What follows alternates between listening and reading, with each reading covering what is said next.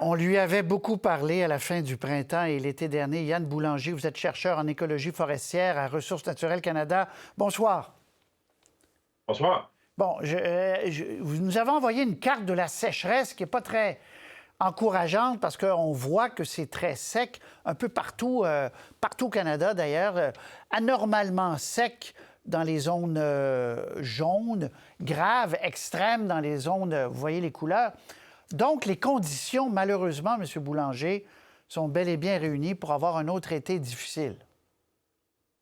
Oui, effectivement, il y a plusieurs conditions qui sont réunies qui nous laissent croire que dans les prochains mois, on risque d'avoir une situation probablement au-dessus de la normale concernant les indices forêt météo. Vous l'avez mentionné, la sécheresse est quand même assez importante. En fait, on est en déficit de précipitations pour une bonne partie du pays. Là, en fait, on traîne même des sécheresses depuis plusieurs mois dans certaines parties, notamment dans l'ouest, dans les prairies. Dans le nord-ouest aussi de la province, on est quand même dans un certain déficit de précipitations.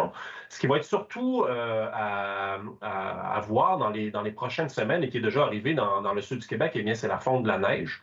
La neige qui est disparue très rapidement, notamment dans le sud du Québec, ce qui a permis justement à une saison des feux de démarrer quand même relativement tôt. On est en déficit de couvert nival, donc de couvert neigeux, pour la très grande partie du pays. Et donc, qui dit couvert nival moins important, dit justement début de saison de feu plus hâtif, parce qu'aussitôt qu'il n'y a plus de neige au sol et que les conditions sont relativement chaudes, eh bien, on peut avoir des feux qui peuvent débuter. Ça a d'ailleurs été le cas là, au mois de mars. On a eu quand même quelques feux là, qui sont survenus, notamment sur le territoire du Québec.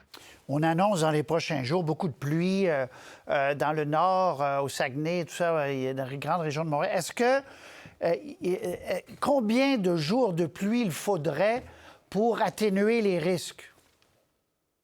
Bon, c'est très difficile à mentionner. Je vous dirais qu'on est déjà sur des périodes relativement, ou du moins sur des conditions relativement sèches dans certaines régions, comme je vous le mentionnais. C'est sûr qu'à très long terme, il faut regarder pas seulement que les précipitations, mais évidemment aussi les températures. On prévoit que dans les prochaines semaines, les prochains mois, les conditions de température devraient être au-dessus, voire très au-dessus de la normale. C'est réminiscent, je vous dirais, des conditions qui se retrouvent un peu à la surface du globe au complet. Mais évidemment, les précipitations, si elles sont relativement importantes, si elles sont fréquentes, ça permettra justement, malgré la hausse des températures, d'avoir des conditions qui sont moins propices au développement des incendies. Mais c'est excessivement difficile de prévoir à long terme la fréquence et la sévérité, disons, de ces événements de pluie-là à très long terme pour pouvoir voir à quoi va ressembler justement notre saison des feux dans les prochains mois. Donc, pour ne pas affronter une saison des feux comme l'an dernier, il faudrait de la chaleur, bon, de la pluie, c'est une évidence, mais aussi moins d'orages, moins d'éclairs, moins de facteurs qui déclenchent les incendies.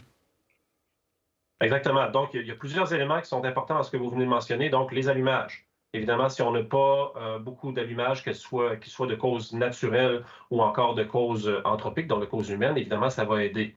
Deuxième chose, évidemment, si les températures sont élevées, si les conditions sont sèches, si on a des vents relativement importants, évidemment, tout ça, ça fait en sorte que l'indice forêt météo, qui mesure le danger de feux de forêt, est élevé. Donc, si on a des températures plus fraîches, des précipitations fréquentes et relativement importantes, et des vents qui sont relativement calmes, à ce moment-là, le danger de feu de forêt est moins important. Mais évidemment, il s'agit de quelques jours, souvent, on l'a mentionné justement dans le reportage précédent, quelques jours de sécheresse, de temps sec en fait, et de températures plus chaudes pour que les conditions deviennent très favorables au développement des incendies. Et c'est là qu'il faut justement surveiller l'apparition justement de ces incendies-là et leur propagation si jamais justement les conditions sont très extrêmes.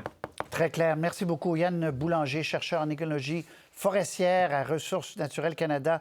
Merci de nous avoir parlé. Ça m'a fait plaisir.